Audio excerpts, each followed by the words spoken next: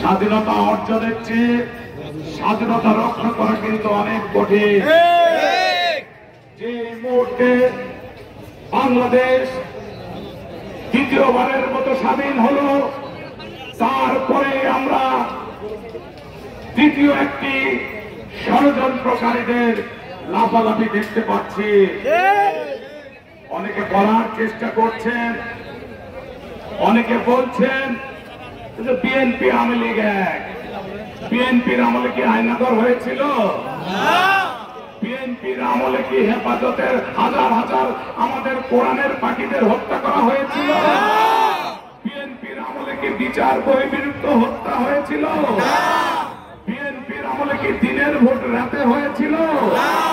বিএনপির আমলে কি গণতন্ত্র হরণ করা হয়েছিল? বিএনপির আমলে সুপ্রিম কোর্ট থেকে সকল বিচার ব্যবস্থাকে কি জিম্মি করা হয়েছিল? বিএনপির আমলে কি দ্রব্য মূল্যের ঊর্ধ্বগতি আকাশ ছোঁয়া ছিল? বিএনপির আমলে কি সুশাসন ছিল না? তাহলে বিএনপি আর আওয়ামী লীগ এক হয় কি রে? যারা আজকে এই কথাগুলো বলছেন তারা ওই হাসিনারই প্রেতাত্মা, ওই তৃতীয় একটি পক্ষ যারা কিছুদিন ধরে চেষ্টা করলো বাংলাদেশে হিন্দু মুসলিম সম্প্রীতি নষ্ট করার জন্য। যখন তারা ব্যর্থ হয়েছে তখন তারা আবার নতুন ষড়যন্ত্রে মেতে উঠেছে। আপনাদের সকলকে সজাগ থাকতে হবে। বাংলাদেশে যত খুন গুম ও হত্যা করেছে, বাংলাদেশে শাপলা চত্বরে শত শত আলমদেরকে রাতে নির্বিচারে গুলি করে হত্যা করেছে। আমাদের চলমান গণতান্ত্রিক আন্দোলনে আমাদের ছাত্র দল ও যুব দলের স্বেচ্ছাসেবক দল ও বিএনপির বিভিন্ন পর্যায়ের নেতৃবৃন্দকে হত্যা করেছে। পীরখানা হত্যাকাণ্ড নিশ্চিতভাবে হত্যা করেছে।